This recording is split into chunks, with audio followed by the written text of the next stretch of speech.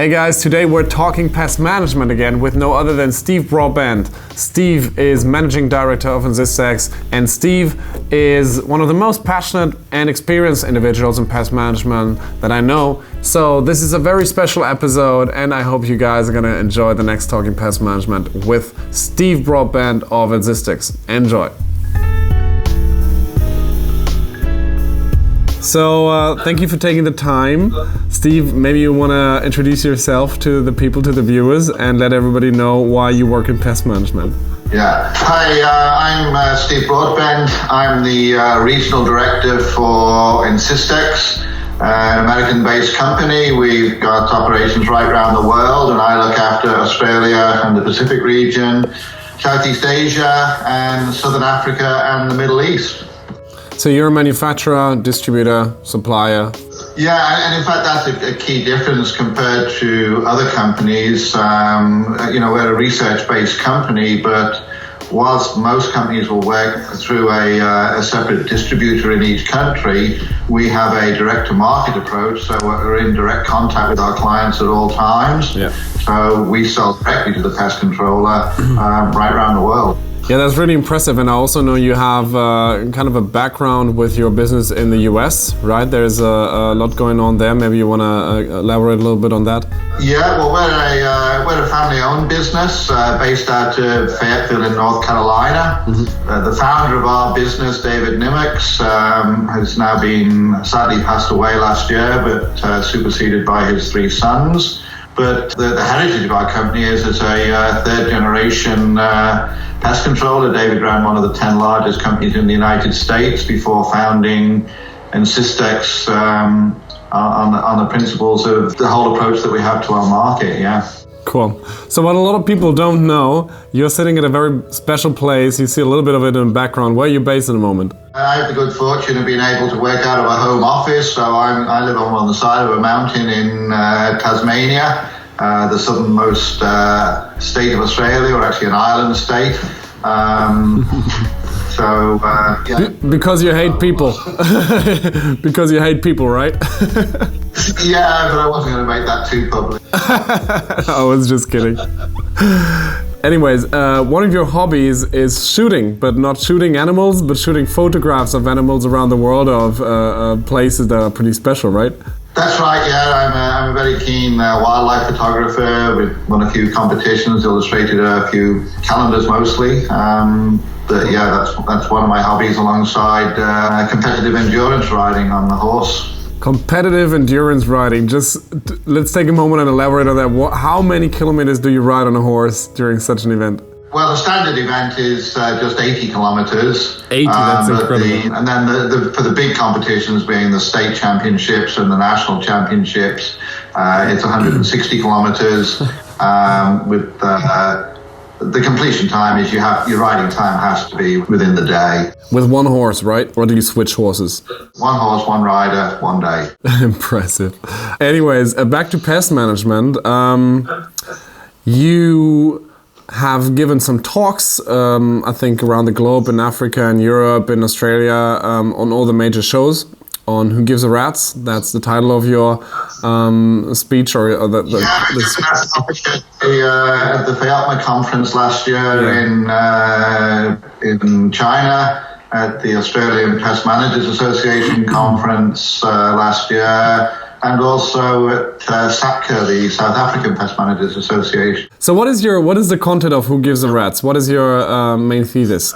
Well, the concept has been, particularly in our area where things are very different to Europe with the legislation that you have and the restrictions on the use of baits and the changes in the bait formulations, is that throughout this region, it's very much the way it used to be in Europe, say 10, 15 years ago, in that we have no restrictions on the use of rodenticides. So the traditional thing has been to just go out and place rodenticides, and the whole focus of rodent control has been very much on rodenticides.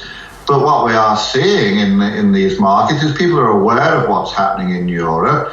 They know that we have to be proactive here.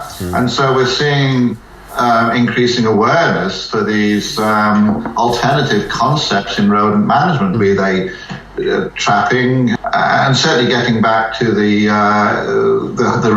hierarchy of rodent management, as in the British, I forget the name of the document, but I'm sure you know the document I'm talking about. In Australia at the moment, we're just about to finalise our code of practice for rodent control. It will be the first time we've had a code of practice for rodent control. And I'm very pleased that it's taken on board a lot of these changing trends that we're seeing in the market, so it can become a real leadership document. So again, we're introducing this concept of the hierarchy of controls, where our first steps, from our inspection are looking at the environment and managing the environment, proofing, removal of harborage, removal of food, removal of water, and then moving into a concept where the use of rodenticides is at the end of our process rather than at the start of our process. And the other aspect, which has been particularly pleasing, is that we're creating an awareness for the concept of humane rodent control. Let's be much more aware about the rodents. And yes, we have to control rodents, but let's do it in a humane manner. And there's a very strong emphasis in the standard on that, in which we've involved input from leading authorities around the world in developing that code. So it's a code I'm actually very pleased. I've been myself with David Lilly from Ecolab and a committee we've been very involved in putting together, and it's something that I think is very worthwhile and big change in standards. So to sum up, rodent control is rodent control in your region is taking a proactive approach, or it's basically looking at what other countries or regions like Europe are currently looking at. I mean, Europe's definitely in the phase to go more green or more non-toxic, that's true. But it's a slow process, and I think you, as one of the leaders in the Australian, Asian area, want to be proactive on that approach. It's not government telling us what we can't do or must do, and have the government doesn't see a need to be involved because the industry is evolving itself.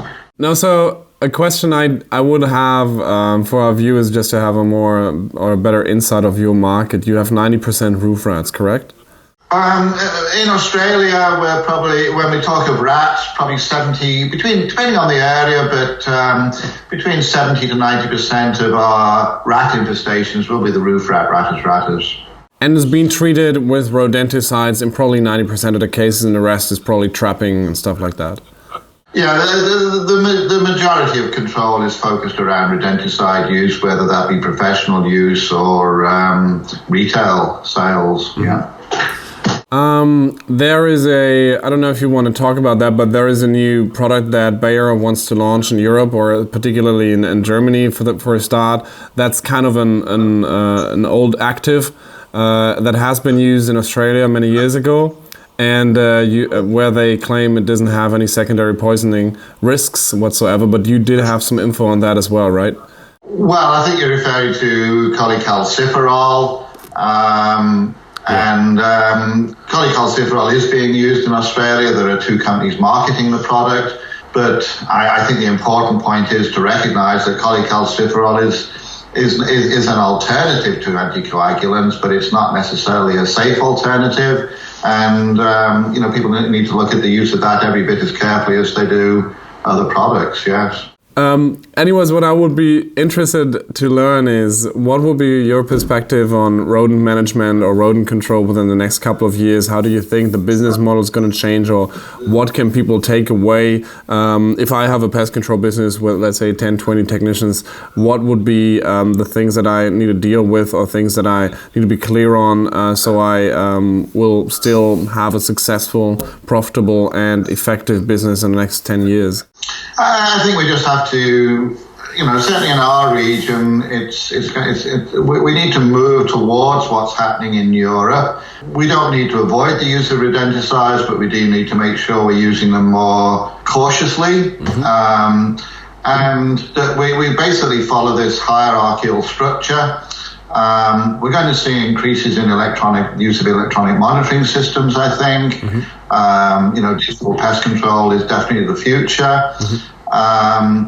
I think The use of glue boards, the Australian Code of Practice makes it very clear that they are an absolute last resort, whereas they've been widely used perhaps in the past in Australia. Certainly they're available even in consumer markets in Australia. But I think, yes, we've got to look more responsibly in terms of the whole concept of rodent management, both in terms of non-target species, but also in terms of the target species, that we're not killing them in a cruel or inhumane manner, and are judicious in the use of our baits. Yeah. We've certainly seen examples of baits that have been used in piggeries where we've ended up with residues of the active constituents in the pigs in overseas markets. Yeah. This is going to be an ongoing awareness thing, and by using rodenticides more judiciously, by employing the whole concept of the hierarchy, by using digital technology,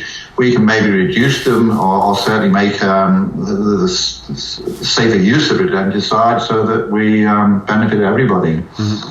You said digital pest control is the future. I think, what will be your dream solution? I mean, anticoagulants or rodenticides are definitely an effective solution, and I think they're going to stay one part of the weaponry that pest controllers do have as an option, or the part of the toolbox. So I think that the opportunity with digital sensor technology, using biocides more efficiently, can also be an alternative, right? But what would be your view on, let's say, a food factory or a piggery in 10 years? If you get them, or your clients, your pest management clients, get them as a new client to do or perform pest control at a piggery or food side, how would that installation look like with digital sensors? How would it change the work? I mean, really, it's going to be just following that hierarchy. We've got to start going in. The emphasis of the program is going to really start on that inspection. We're going to see a more clearly inspection-based business model. From that inspection is going to flow the recommendations, and this is where sort of like the hardest challenges for the pest control is going to be, is to get the managers of those facilities on board, particularly from what I see in the piggeries industries, to improve their housekeeping, improve their proofing, reducing the food availability, reducing the water availability to the rodents, then moving towards more trapping, more use of cameras so we know what's going on, and trying to break the cycle from that perspective. So you also think there's going to be like a more on-demand service versus a very periodical service that it is right now, let's say 12 visits per year, 6 visits per year, to installing digital sensors and being more like on-demand? Yes, I think that's where I'd like to see things going from what I'm seeing and coming through in the market, what's available in the market now. I'd like to see, particularly in the food management area, that we move away from the reliance at the moment. We still tend to see permanent baiting, whereby there is always a toxic bait in a bait station, both inside the building and outside the building. And this is a standard demanded by the food manufacturers. I mean, the pest controllers have to comply with the... I'd like to see that the pest controller could set the guidelines rather than their clients setting the guidelines, but it still tends to be the food manufacturer says this is what you have to do. From then to see things more like the NARA products that, when we don't have rodents there today, and we know that from our own inspections, from the monitoring systems that we have in place, then we need early warning systems, and it's far better to use a non-toxic lure, whether that be a NARA lure or whether it be a natural non-toxic, rather than the current situation of always having a bait there. Yes. And then, particularly again, when we've got monitoring systems, the argument from the food manufacturer largely at the moment is, well, if you're coming once a month or even once a week, if rodents come in where, just after you come, then they're there and they're breeding for a month. Whereas if we've got toxic baits, they're going to be dying from the start. Well, if we've got 24-hour monitoring systems, then there's no reason to have that there, because we know when a rodent comes into the property. And now, if we are going to use toxic baits, now is the time to put the toxic baits in rather than having them there all the time. Yeah. But again, if we've got those systems in place, perhaps we don't need the rodenticide as the first choice.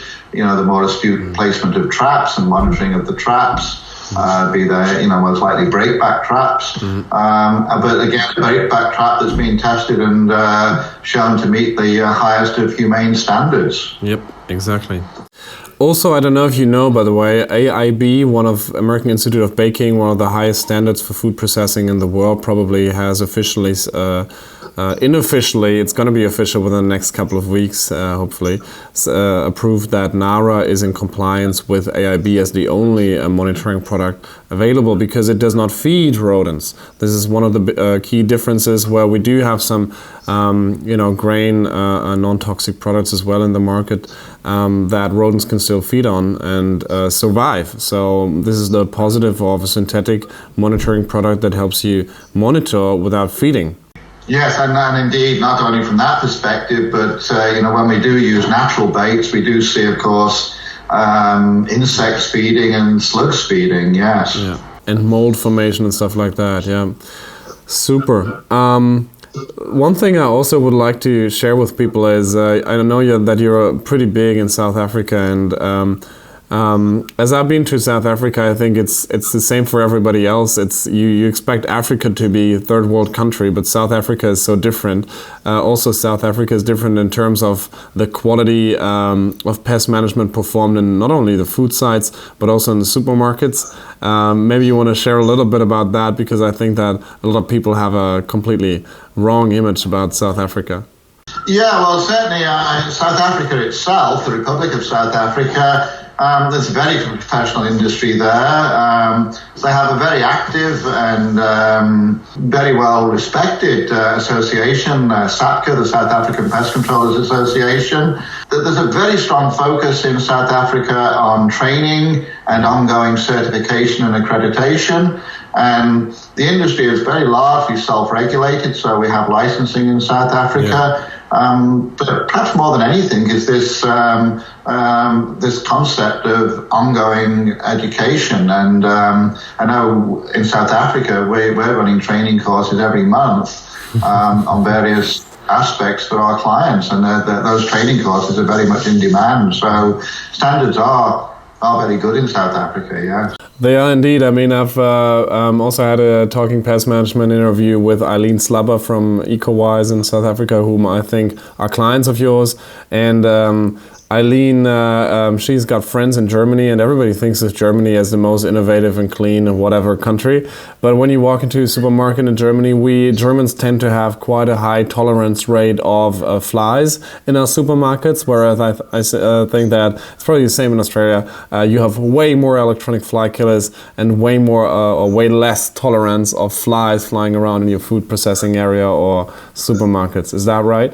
That actually surprises me, because I always thought the biggest markets for electronic fly killers were markets in Europe, where most of these units were, originally were developed into the market, and we have so many leading manufacturers based in Europe. Which is true, though, yeah. But yes, certainly. I mean, and that's obviously another field where there's big changes happening. We've just launched the first high-performance LED lights into the market. So again, we're seeing this concept of concern about the environment. So of course, the big benefit with LEDs, we use 50% less power.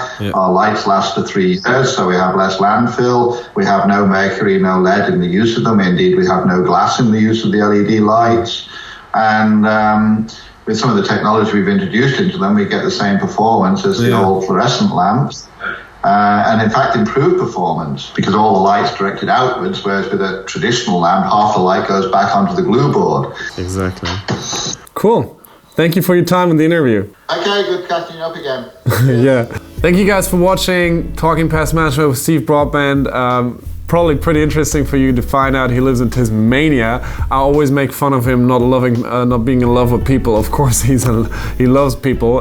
This is daily business, but it's really an interesting place to live at. So I hope this was insightful for you guys. I hope you could take a lot away. I think Steve is an incredible individual that you need to have on your watch list. Add him on all social media channels. I know he's active on Facebook. Get in touch with him. If you want to learn more about what we do, make sure to subscribe our channel and hit the bell icon on YouTube so you will get notified when we post a new video. Also make sure to go to our websites if you want to learn more and get in touch with us via email. You can also listen to us during your commute or workout on Spotify or podcast app. So thank you very much for your audience again, and see you in the next one. Take care.